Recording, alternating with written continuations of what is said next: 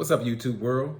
It's your boy J Dub, the #1 commenter on YouTube, and I'm back again. I'm doing a overview of Put a Ring on It. We in season 2, and this is episode 5, I believe. And this one is called The Vision of Marriage. And for those who are new to my channel, it's J Dub. I do just a mild overview of reality shows, and go over certain points. And as again, the #1 YouTube commenter, to me, it's all about the comments, because that's where everybody gets down and share their perspective and just have a good time. And again, the motto of this channel is we say what we say. And that means express yourself how you feel. We all don't think and feel the same. So let's get into the review. So it started out with Sean making a decision whether to go on a second date with Tari. And Dr. Nicole brings up, like, why does he struggle with like making those decisions about going on like a second date? And when she said that, Sean said he did want to take a second date with Tari, and LaRonda, she always act like she doesn't really care, but she does that non-verbal thing. She rolling her eyes and smirking and all that. She kind of shows her hand and how she's feeling, like she opposes Sean going on these second dates when she wants him to accept the process. And when Sean's talking, he just sounds like more so he's reading a script or one of those self-help books that he just wants to go through the process and explore his options and to see if there's some kind of connection and things of that nature. But he says he overthinks things, and sometimes when he goes on these dates, his expectation is like really high. So so Dr. Nicole goes down the roster, letting everybody know what they're gonna do on their date. So LaRonda, she's gonna take a second date with Darren, and Jessica's going on a third date with Sean. And Eric, he will go on a second date with Leilani. And Darren, Dr. Nicole said, you're going on a date. And Darren said, no, don't call it a date. It's closure. So he's going to have a closure date with Kai. And since Alexia turned down going on her date, she'll have to have time to reflect on her relationship. And Dr. Nicole's assignment for this week is to share the vision of your marriage and how your vision aligns and differs from your partner. And we see Alexia, she's really super nervous because she states that in 14 years, Darren hasn't brought up marriage like not one time. And I'm thinking like what was y'all doing this whole time? I mean, 14 years, yeah, on and off, and 3 kids later, but it still don't really make much sense to me. So we see Sean and LaRonda, and they in the car. For some reason, they like to show them in the car, and she's interrogating Sean about saying like why this process is confusing. And we get Sean in his confessional, not in the car, saying that like he really wants to be honest. He wasn't honest. That he's not really comfortable on going on these dates because, again, he doesn't know what it is to have a platonic relationship with a female. So he doesn't have any experience with being faithful. So it's like it's tempting him. And yeah, they pushing him. Dr. Nicole and LaRon is like pushing him to take these tests and go through that. And I'm thinking like, you got to believe him when, that saying, when people tell you who they are, believe them. It's like he's struggling with it. It's like you wouldn't tell an alcoholic, go sit at the bar and just see if you can't take a drink. The man said he don't know how to be faithful. So you're going to tempt him with other women and then expect him to, I guess, respond accordingly. And just like anything else, that's not a normal situation. If you're in a relationship, you're not supposed to be dating other people. So the next scene we see Eric, he's getting ready for his date with Leilani. And we see Jessica in her usual cat suit. And it seems like that's either her outfit. She's doing some kind of yoga pants set or the cat suit. She need to just go ahead and start a little yoga line and cat suit line. Just off this platform. People will follow. I think it'd be a great idea. So Leilani, she knocks on the door and Jessica chooses to greet her, unlike other dates Eric's been on. And I really thought that I thought Leilani handled herself well because Jessica tried to put her in like the hot seat once she invited her in and asking her like what did she do, and she told her she was a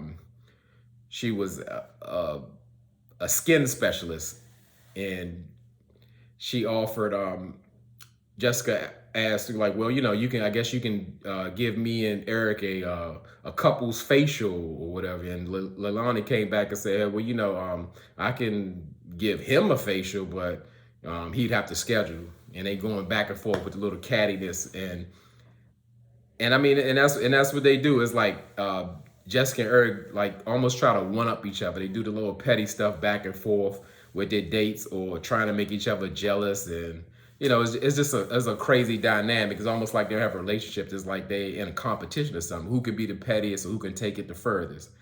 So then we see Alexia and Darren at home, and they start to talk about their vision of marriage. And Darren reveals that he would get married to Alexia just for Alexia, not because he wants to per se, because his motto or the common motto is happy wife, happy life. And the only thing he seems excited about is like having a baby, and stating that I really didn't understand that statement. Like having a baby would bring excitement to their relationship, and I don't think I think that's some more manipulation with Darren. I think he wants to lock Alexia down with a baby. Keep that this way he can guarantee he's in her life. And it's almost like he's giving her a distraction to deal with. So he would lock her down with the baby, give her baby, she take care of it, and he runs back to his makeshift studio, even though he got rid of the condo. So he'll find another place to go. And he just don't he wants the baby so bad, but he like refuses to commit to her. And I really don't understand that.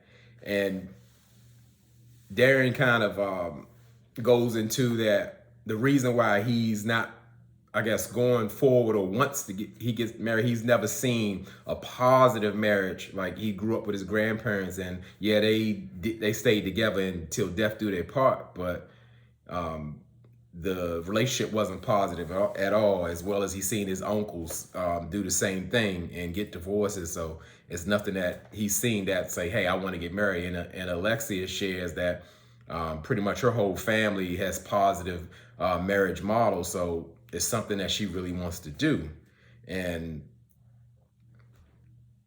he's like staying home with Alexia, or what he calls it, like being in her face, just I guess to make her feel confident, secure. So he gives us the vibe that he's like always gone, or he's always going to the studio. So he's more so temporary, trying to reassure that he's there for her.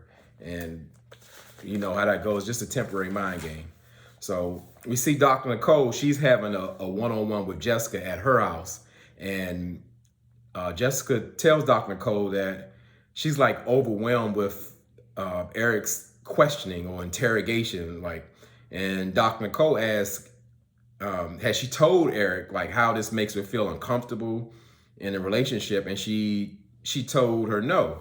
And to me, in Jessica and Eric's relationship, it's just the red flags are popping up all over. It's like, it's no way they should even be thinking about marriage. They don't have the trust there. The communication is lacking. And again, marriage shouldn't even be on their radar.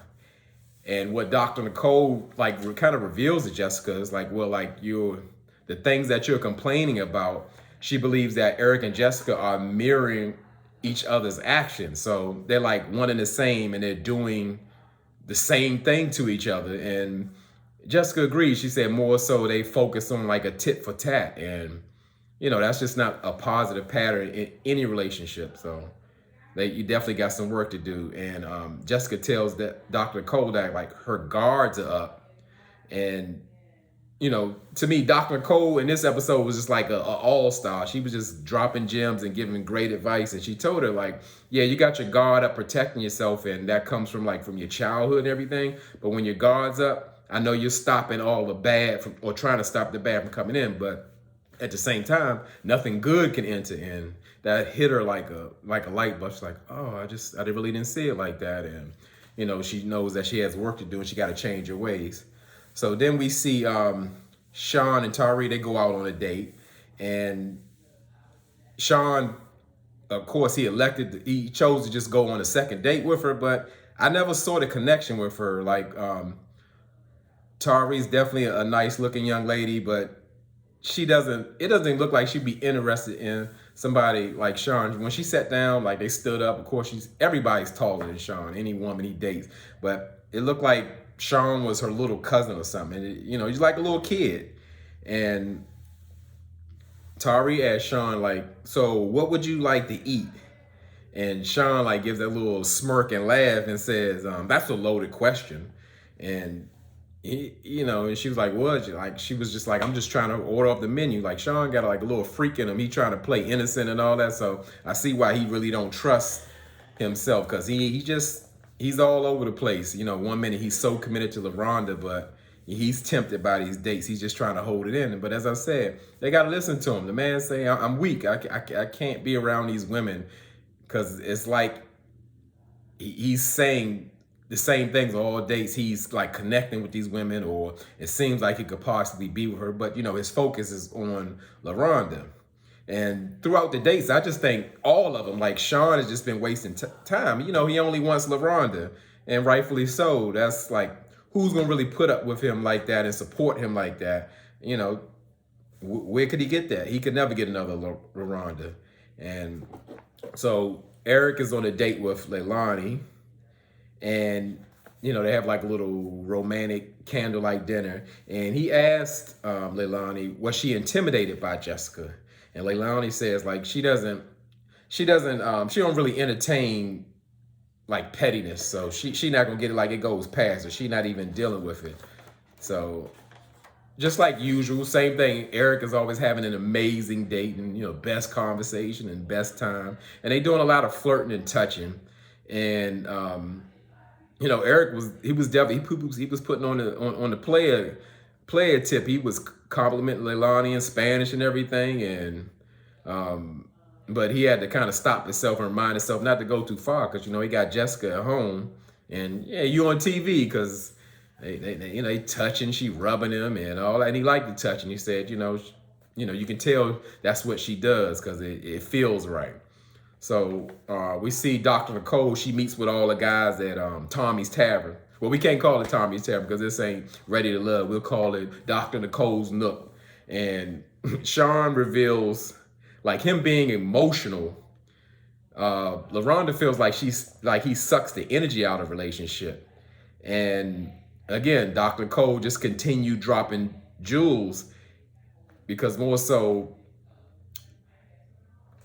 even Eric got in and was saying, like, when he's emotional with Jessica, she'll tell him, man up. And Dr. Nicole's like, that's inappropriate to say, because with the mistake that we make as a people, we treat our boys different, in the sense like boys can't feel.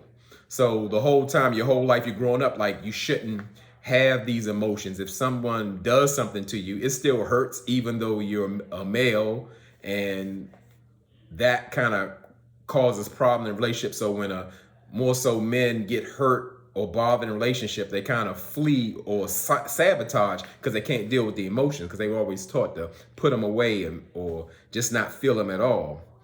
And so while, sometimes I've heard this in the comments, because like I said, that's where I live at, in the comments, and I see people say, like, Dr. Nicole kind of coddles the men. She totally backed up off Darren when he asked Dr. Nicole for help to continue his relationship with Alexia without being married, to get her to understand that they just need to keep on working and keep on working. And she told Darren, like, this is not even a logical expectation you have for her. You want her to You want Alexia to go on a merry-go-round of a relationship for 14 years and keep on working without a commitment? It just doesn't even make sense. Like, it's time for you to make a decision.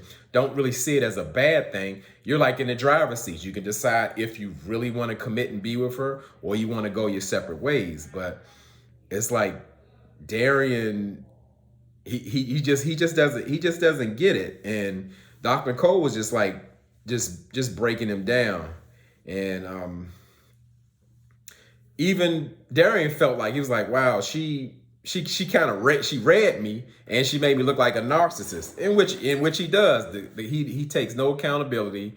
Something is always somebody else's fault, and anything wrong, he's not talking.